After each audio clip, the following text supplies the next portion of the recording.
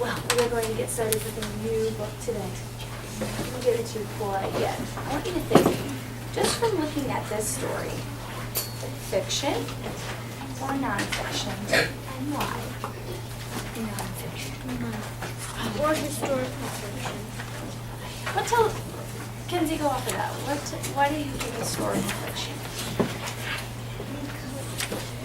People use Testament to go to different places and make shipments. And so maybe this is a shipment from a long time ago. So what I hear you say is that these boats look a little bit older. So that was a clue to you that this is the past. So you think maybe historical fiction? Okay. Riley, what did you say? You think what? Nonfiction. You think nonfiction. Why? Because the pictures, they don't really look real.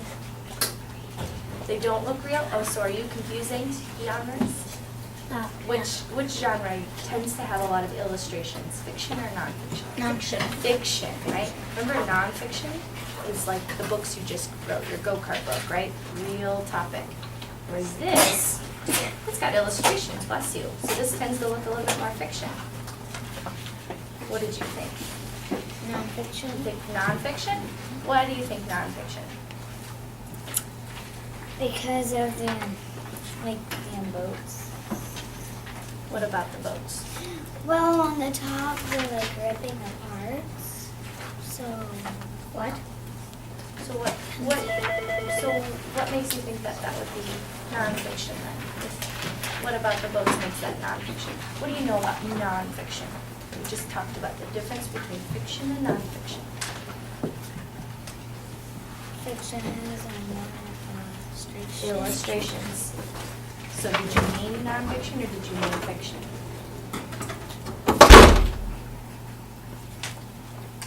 Keep thinking. I have another one. This book is related to history, but it's not historical fiction. It is a non-fiction book, meaning it's about a real event, but it's a narrative non-fiction. So it's told like a story. Do you remember when we did our non-fiction unit? We talked a lot about narrative non-fiction. So this is non-fiction, and it's all about a man named Christopher Columbus. You heard of Christopher Columbus? Yeah. What do you know about Christopher Columbus? That he was a sailor. Mm-hmm. A big one. An important sailor. Any other? I think he was the person who found out the world is round Think so? and not just black. Good. Keep those ideas. Christopher Columbus was an explorer. And he and his crew sailed across the Atlantic Ocean from Spain. Okay, so here's the map. This is Spain right here. So that would be in this little corner here. He sailed across this ocean. Okay, and it was a very dangerous trip. And he didn't have any maps or any directions. He simply took sail. Kind of amazing, huh? So the thing about this story, my friends, is it's written in verse, which means it's written kind of like a rhyme. So we're going to take a look at a couple of pages, and I'm going to read, and I want you to echo me, okay? So all look here. He had 3 ships and left from Spain. He sailed through sunshine, wind, and rain. What words rhyme there before we get started? Rain. Spain, and rain. Okay? All right, let's read it He- together. he- Ready? He He had had 3 ships and left from Spain.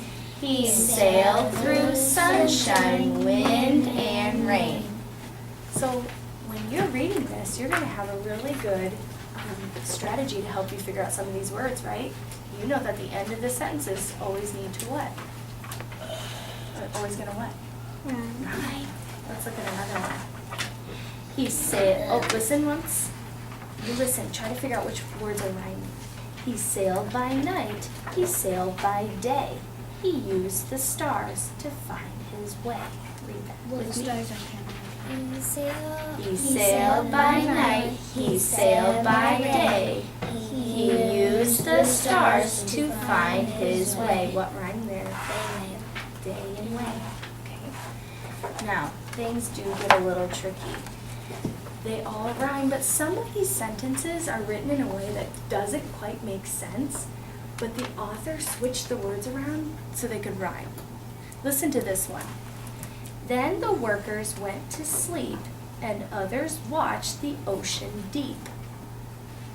Okay, read that. Then the workers went to sleep, and others watched the ocean deep. So normally when people would write, they would probably say, and they watched they looked at the deep ocean. Usually you put the adjective deep in front of the noun, deep ocean. But what did they do here? The ocean deep. So that might not be how you would write a story, but why do you think the author did that? To make it rhyme. Made it rhyme, right? Then the workers went to sleep, and others watched the ocean deep. There's another one like that. Let's take a look at it. When I read this one, think about how an author would normally write it if they weren't trying to rhyme, okay? But India, the land was not. It was the Bahamas, and it was hot. Read that. But India, the land was not. It was the Bahamas, and it was hot. Not in hot rhyme, but what sentence would you maybe write differently? This one, right? The land was not.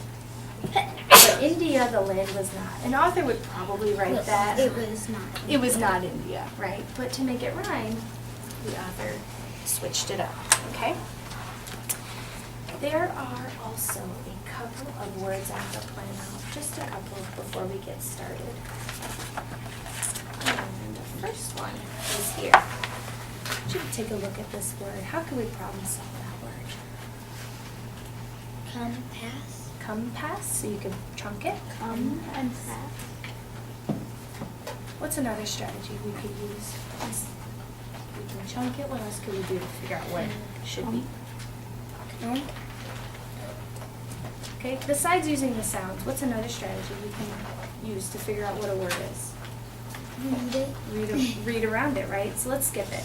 A blank also helped him know how to find the way to go. Compass. Compass, right? So using the words around it can help you figure it out. And one more I want to look at. It is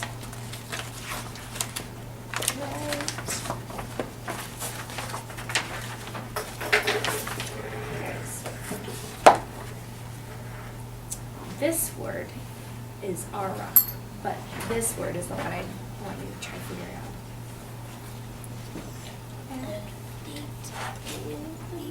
Natives. Natives, good job.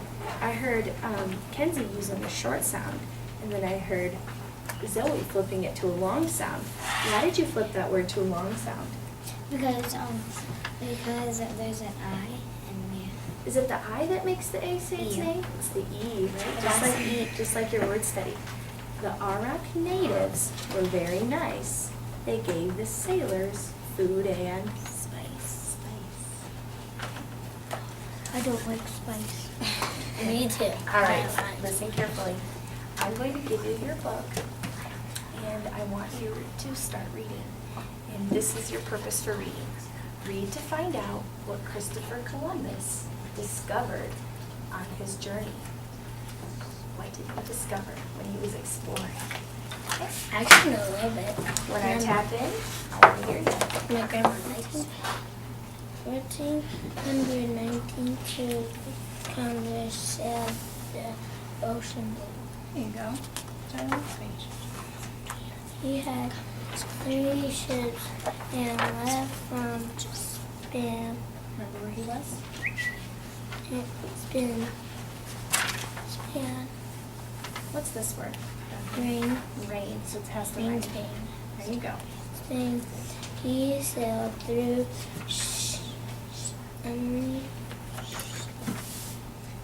sunshine, wind,